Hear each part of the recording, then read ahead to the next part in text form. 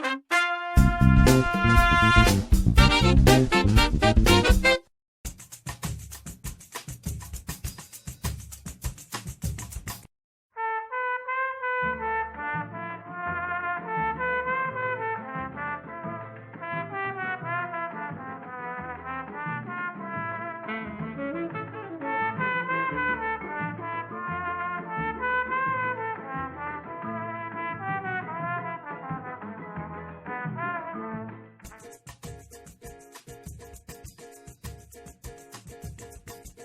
que acontece é o seguinte, quando a gente pensa na ocupação, aquela primeira ocupação do Rio de Janeiro, a gente vai lembrar que era uma ocupação feita em cima dos morros. Tem dois elementos aí, uma tradição medieval de proteção, Sim. que é da ideia de você conseguir estabelecer um emuralhado e uma área de visibilidade, e tinha um outro problema.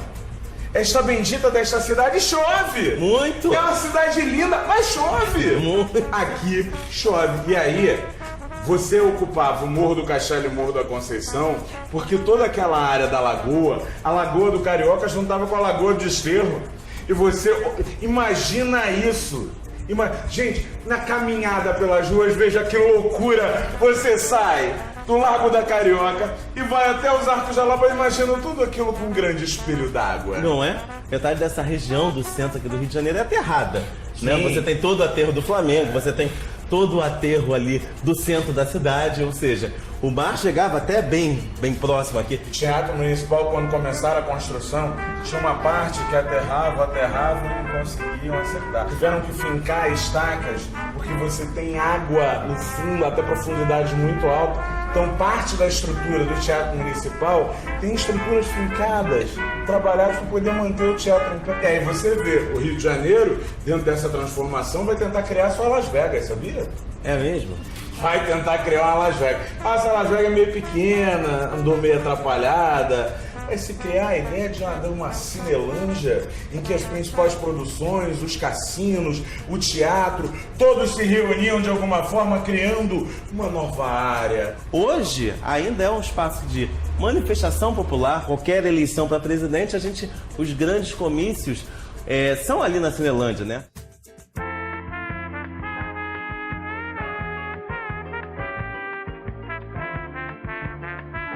Vale a pena dar um rolê pela Lapa, não só para ver o Largo da Lapa, efetivamente, e aquela antiga lagoa. Hoje, na verdade, serve como um grande local para manifestações populares, quando tem show. Hoje, a Lapa virou um lugar muito interessante, por isso que o Malandro mudou, não foi a Lapa que mudou. Verdade. Hoje você tem ali o Circo Voador, você tem a Fundição Progresso, que são duas grandes casas de show, que você tem a atração de um público jovem, mas não só um público jovem, um público de todas as idades.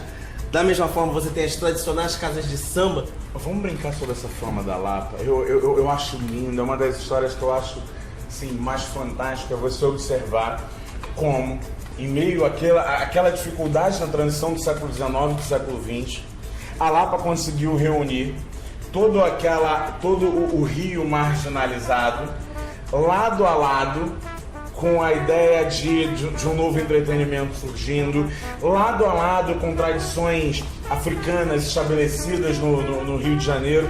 Eu me lembro sempre, você certamente leu como eu, leu os trabalhos do Bretas sobre os capoeiras do Rio de Janeiro. O que é aquela figura do capoeira? O capoeira era mal visto dependendo do problema que você tinha. Uhum. Porque dependendo do problema que você tinha, o capoeira era o principal serviço de segurança do Rio de Janeiro. Exatamente.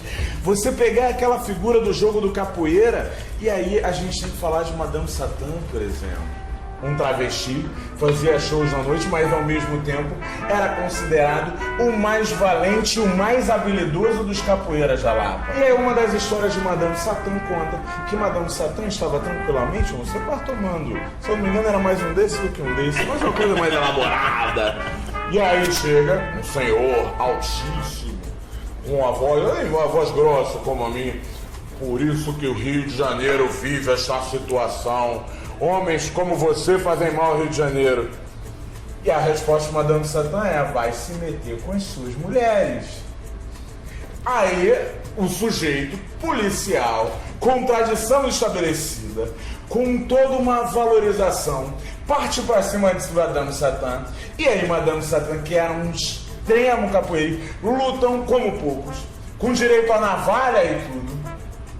E disse que esta até hoje foi a maior briga da história da Lapa. Tô falando de Madame Satã e de Mário Viana. O mesmo Mário Viana que foi árbitro de futebol, o mesmo Mário Viana que em 1954, na Copa, quando o Brasil foi eliminado, invadiu o campo e disse: nossa obrigação é lutar contra esses comunistas. O rolê que a gente faz é justamente um rolê de resgate. Eu acho que lá no Cinelândia tem isso na origem. É a gente participar e observar e tentar resgatar a partir dos detalhes que sobreviveram. Porque o que sobrou da nossa história, ou de parte da nossa história, ali sobreviveu. Acho que vale um brinde lá. É um brinde lá. E a Cinelândia? Com certeza.